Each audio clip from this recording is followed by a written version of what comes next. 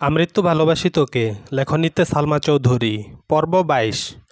মেঘের রুম থেকে বেরিয়ে আবির নিচে এসে ডাইনিং টেবিলে বসেছে। মিম, মেঘ, তানভীর কেউই নেই। কেমন যেন স্বস্তির পরিবেশ। মিম বা মেঘ না থাকলে আদিও যেন চুপচাপ থাকে। অসুস্থতার কারণে ২-৩ দিন আবির রুমেই খেয়েছে, তাই তেমন কোনো কিছু উপলব্ধি করেনি। কিন্তু খাবার টেবিলে মেঘ নেই, এতেই যেন বুকটা কেঁপে উঠল আবিরের। তানভীর রুম থেকে রেডি হয়ে নামতে গেলে আকলিমা খান ডেকে বললেন, তানভীর, মিমকে একটু ডাক দিয়ে আয় তো।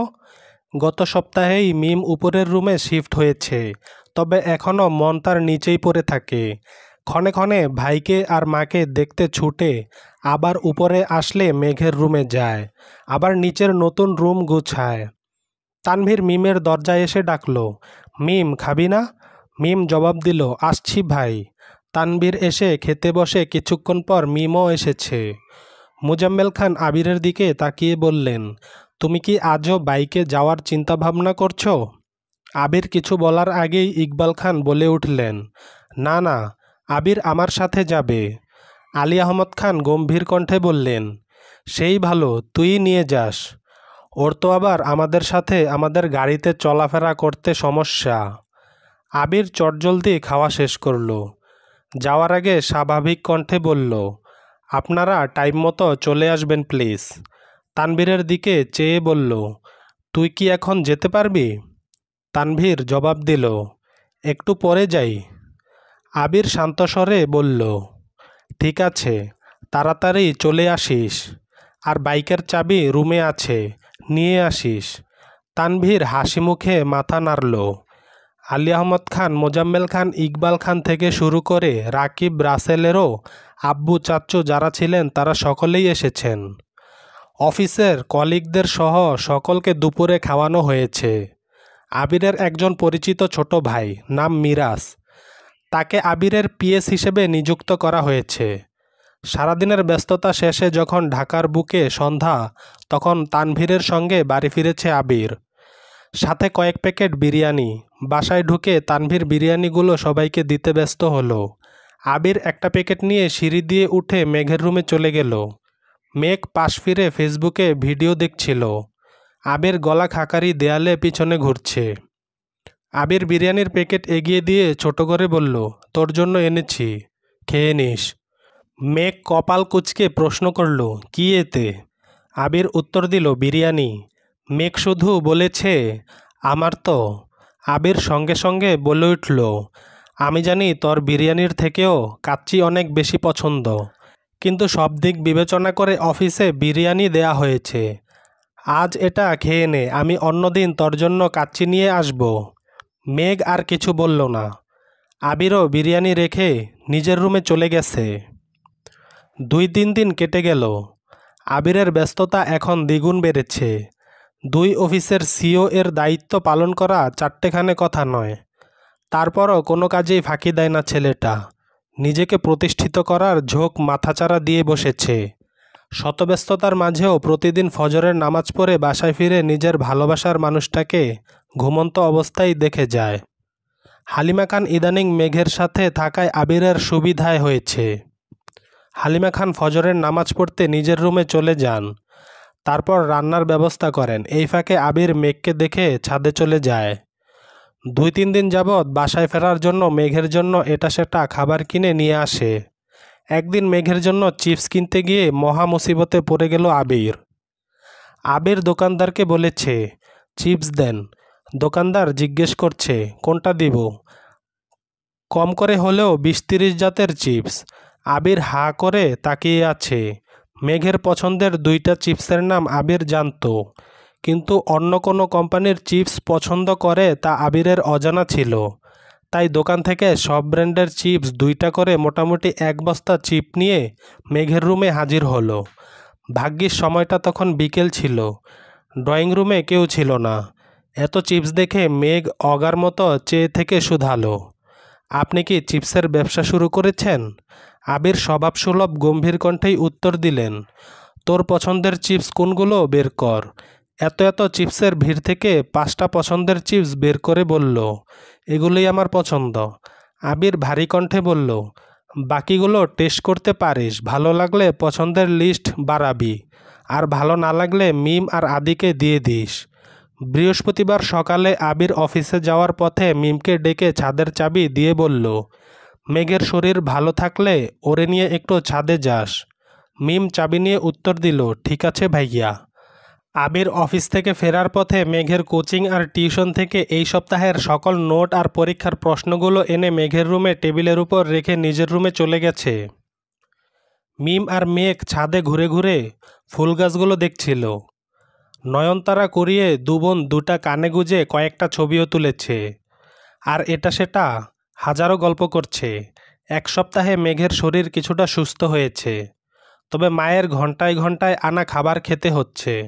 আবিরও এটা সেটা নিয়ে আসে। মোজাম্মেল খান অথবা আলী আহমদ খান রুটি কলা ফল নিয়ে আসে। তানভীর রাতে ফেরার সময় যা চোখের সামনে পড়ে তাই নিয়ে আসে। খেতে খেতে আর শুয়ে থাকতে থাকতে ক্লান্ত হয়ে গেছে। বেশ খানিকটা সময় ছাদে ঘোরাঘুরি করে নিচে এসে যে যার রুমে চলে গেছে। মেঘ রুমে ঢুকতেই চোখ পড়ল টেবিলের উপর রাখা প্রশ্ন আর শিটের দিকে। এগুলো নিয়ে উল্টিয়ে পাল্টিয়ে দেখল। বুঝতে বাকি নেই যে এগুলো আবির ভাই এনেছেন। মেঘ সন্ধ্যার পরে পড়তে বসেছে। অসুস্থতার ফলে এক সপ্তাহ যাবৎ বই নিয়ে বসতেই পারছিল না মেয়েটা। কিছুক্ষণ পড়াশোনা করে আবির ভাইয়ের আনা প্রশ্নগুলো দিয়ে পরীক্ষা দিয়ে নিজের অবস্থান চেক করছিল। প্রতি শুক্রবারের ন্যায় এই শুক্রবারটাও ভালোভাবেই কাটলো সকলের। আবির আসরের নামাজ পড়ে করিডোর দিয়ে নিজের রুমের দিকে যাচ্ছিল। হঠাৎই সামনে পড়ল মেঘ। একটা স্কাই ব্লু কালারের জামার সাথে সাদা ওড়না গলায় পেঁচিয়েছে, হাতে একটা পার্স নিয়ে খোলা চুলে বের হচ্ছে রুম থেকে। স্ট্রেট লম্বা চুলগুলোর আগা হাঁটু ছুঁই ছুঁই। আবির ক্ষুদ্র চোখে তাকিয়ে রইল অষ্টাদশীর পানে। মেঘ রুম থেকে বেরিয়েই মুখোমুখি হলো আবির ভাইয়ের। সাইড কেটে চলে যেতে চাইলে আবির প্রশ্ন করে উঠল, এভাবে চুল ছেড়ে কোথায় যাচ্ছিস? মেঘ মাথা নিচু করে ছোট করে উত্তর দিল, পার্লারে। আবির কপাল কুঁচকে শুধালো, কেন? মেঘ মাথা নিচু করেই পুনরায় উত্তর দিল, চুল কাটাতে।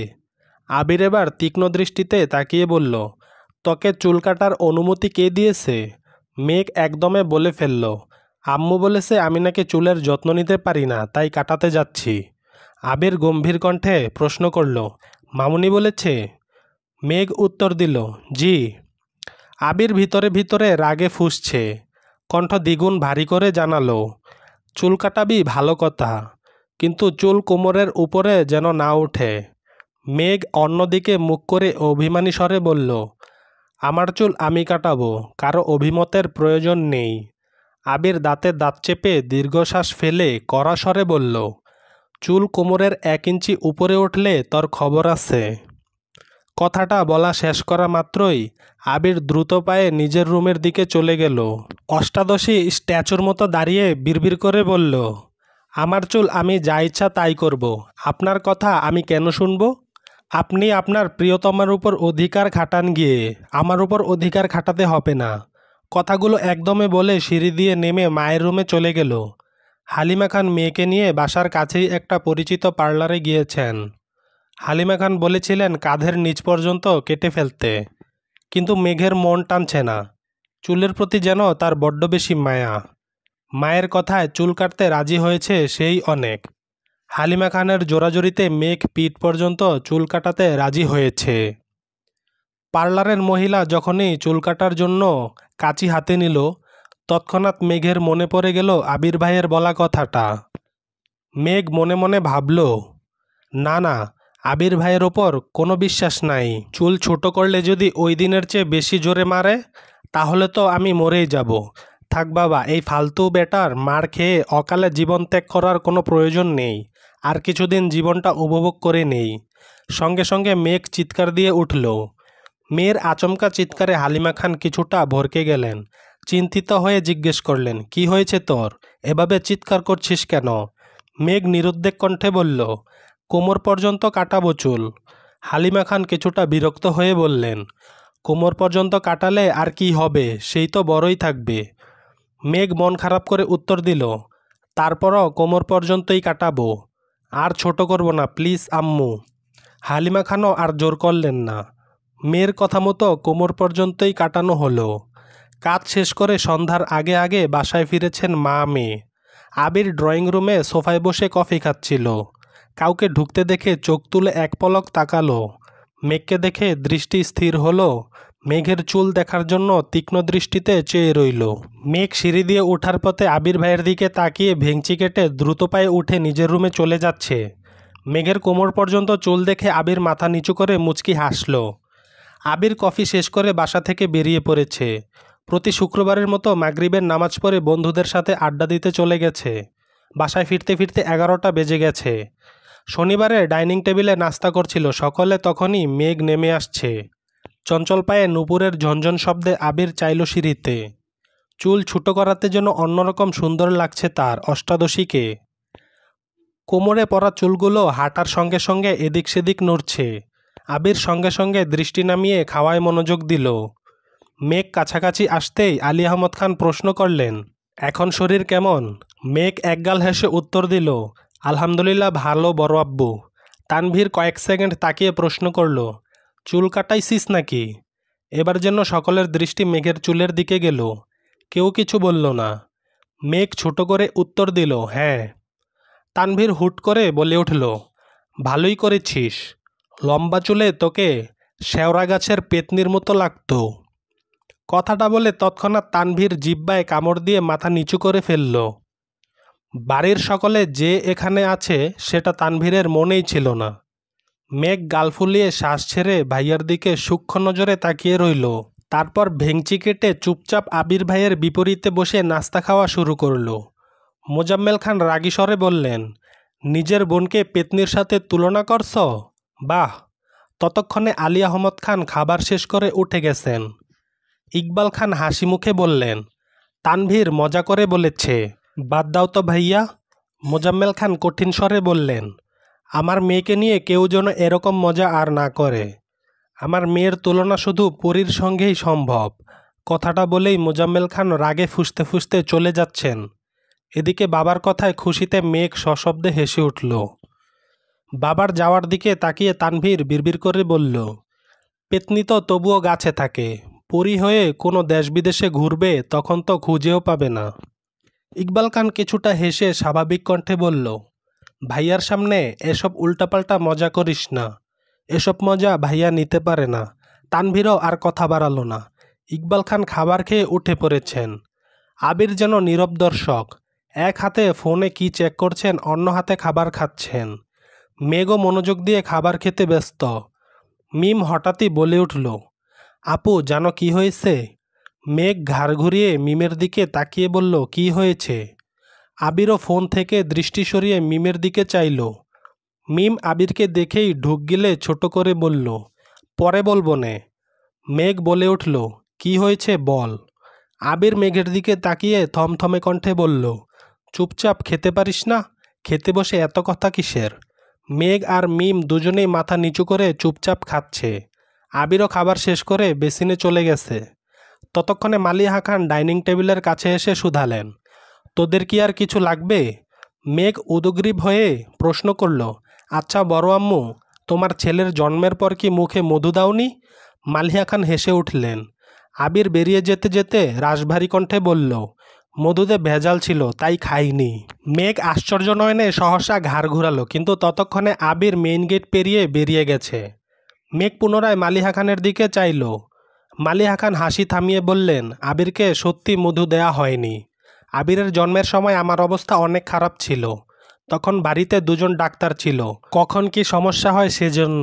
আর ডাক্তাররা কি মধু খেতে দিবে নাকি? বারবার নিষেধ করা হয়েছে কোনো প্রকার মধু পানি খাওয়ানো যাবে না। আর তোর বড় আব্বুকে এখন কি দেখছিস? আবিরের জন্মের সময় ছেলেকে রেখে এক চুলো কোথাও নড়েনি। ডাক্তার যা যা বলেছে, যেভাবে বলেছে সেভাবেই সব করেছে। মেঘ মালিহা খানের দিকে তাকিয়ে নিরেট কণ্ঠে বলে, এজন্যই তোমার ছেলে এমন কাঠখোট্টা।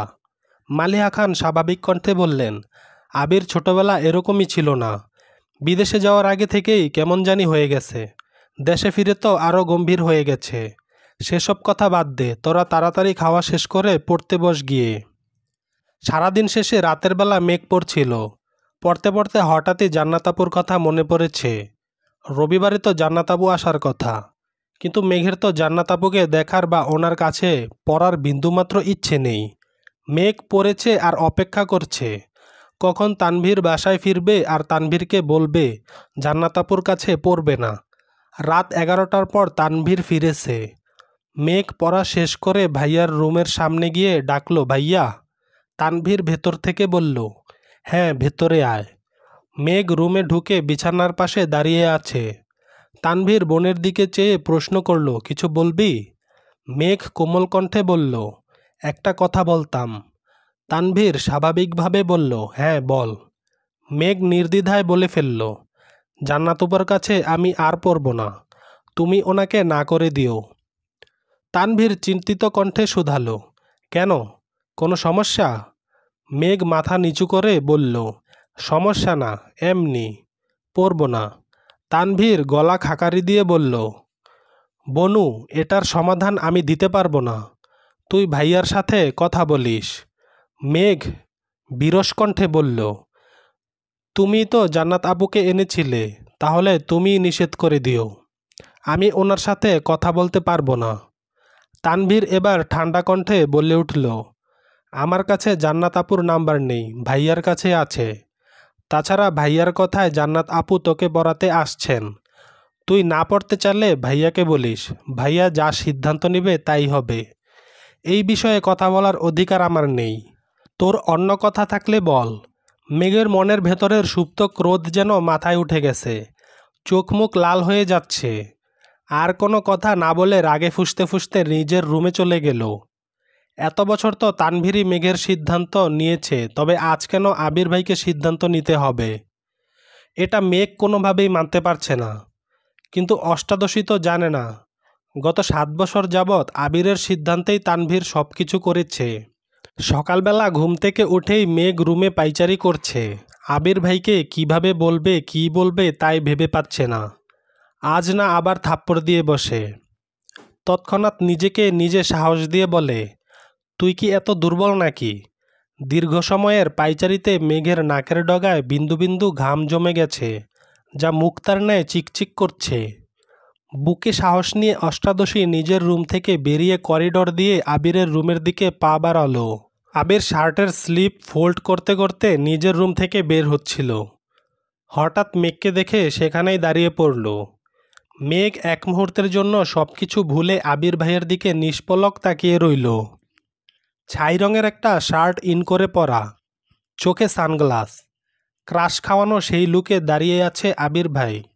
সে তো জানে না, এই সুদর্শন লুকে ছোট্ট অষ্টাদশীর মনে মণিকোঠায় ব্যথা অনুভব হয়।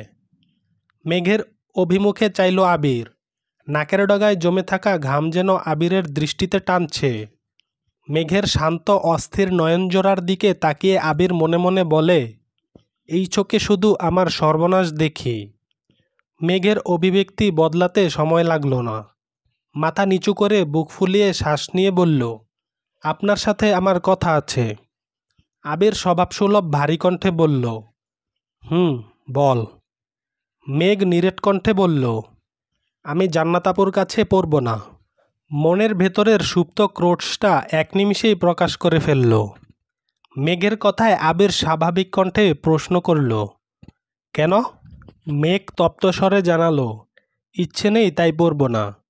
আবির ভ্রু ঘুটিয়ে বিরক্তি নিয়ে বলল, তোর ইচ্ছেতে তো সব কিছু হবে না, তোকে জান্নাতের কাছেই পড়তে হবে। মেঘ আবারও ভেতরে ভেতরে রাগে ফুঁসছে, গাল দুটা রক্তবর্ণ ধারণ করেছে। অধিক রাগে মেঘের গলার স্বর ভেঙে আসে। এবার কান্নাজড়িত কণ্ঠে বলে উঠল, বললাম তো আমি ওনার কাছে পড়ব না। আবির দীর্ঘশ্বাস ছেড়ে শক্ত কণ্ঠে বলল, সব বিষয় নিয়ে ফাজলামো করবি না মেঘ, তোর ভালোর জন্যই জান্নাতকে আনা হয়েছে, আমি তোর খারাপ চাই না। মেঘ সহসা বলে ফেলল, আমার ভালো মন্দ আপনাকে ভাবতে হবে না। অন্তরের ক্রোধ যেন এবার মেঘের চোখ বেয়ে গড়িয়ে পড়ল। মেঘের বলা কথাটা আবিরের হৃদয়ে লেগেছে। আবির কণ্ঠ দ্বিগুণ ভারী করে বলল, আজ থেকে জান্নাত পড়াতে আসবে, ঠিকমতো পড়াশোনা করবি, কোনো প্রকার নাটক করলে এর ফল ভালো হবে না। কথাটা বলেই আবির মেঘকে পাশ কাটিয়ে চলে যাচ্ছিল। মেঘ মাথা উঁচু করে গলার স্বর শৃঙ্গে চড়িয়ে জানালো, আমি ওনার কাছে পড়ব না, দরকার হলে আমি বড় আব্বুকে বলবো। আবিরের মেজাজ চরম লেভেলের খারাপ হলো। পায়ের রক্ত যেন মাথায় উঠে গেছে। সেখানেই দাঁড়িয়ে রাগান্বিত স্বরে হুঙ্কার দিয়ে উঠল, কি বলবি আব্বুকে? জান্নাত পড়াতে পারে না এটা বলবি? জান্নাতের আচার আচরণ খারাপ এটা বলবি?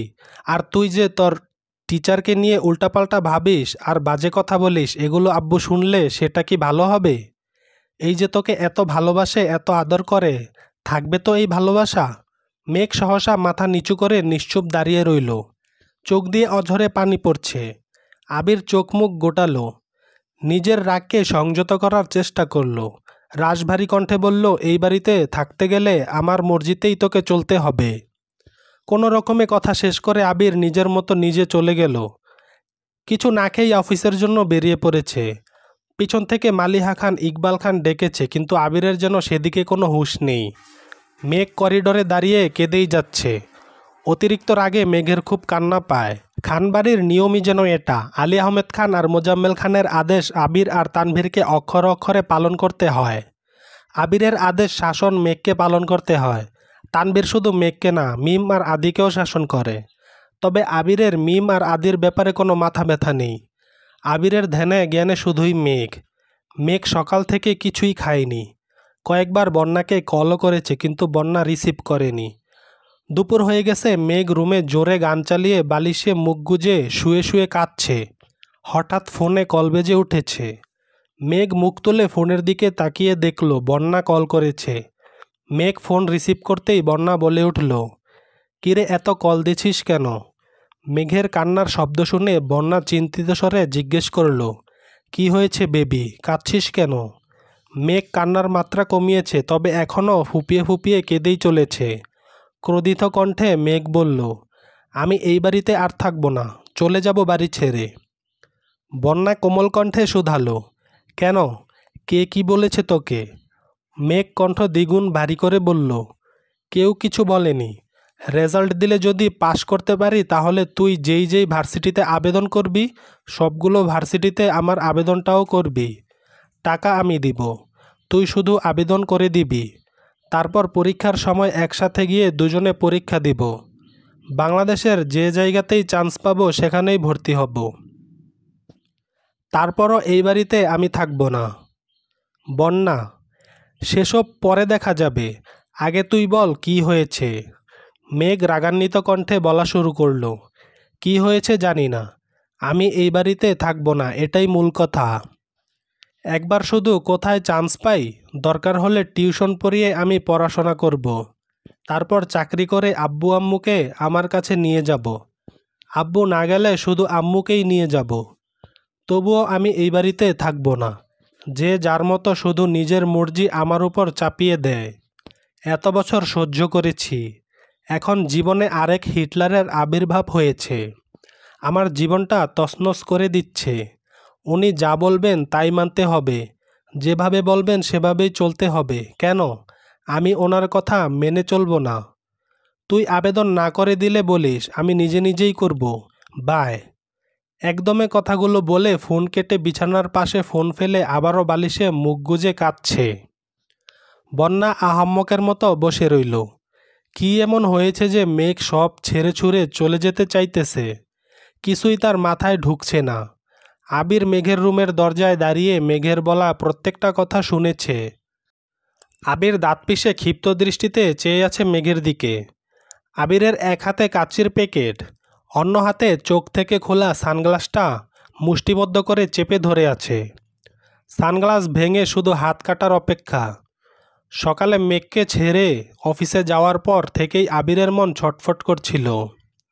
কোনোভাবেই কাজে মন দিতে পারছিল না। বাধ্য হয়ে অফিস থেকে বেরিয়ে জ্যাম পেরিয়ে অষ্টাদশীর পছন্দের রেস্টুরেন্ট থেকে কাচ্চি নিয়ে বাসার দিকে রওনা দিয়েছিল। মেঘ স্পেশাল কিছু রেস্টুরেন্ট ব্যতীত অন্য কোথাও থেকে কাচ্চি খায় না। গত সপ্তাহে আবিরের কাজের ব্যস্ততার ফলে সেই রেস্টুরেন্ট থেকে কাচ্চি নিয়ে খাওয়ানোর সময় সুযোগ হয়ে ওঠেনি। তাই আজ সব কাজ ফেলে বেরিয়েছিল। কিন্তু যাকে সে নিজের থেকেও বেশি ভালোবাসে সেই অষ্টাদশী তাকে ছেড়ে চিরতরে দূরে চলে যাওয়ার প্ল্যান করছে। এটা শুনে যেন আবিরের মাথায় আকাশ ভেঙে পড়েছে, হৃদয় কেঁপে উঠেছে।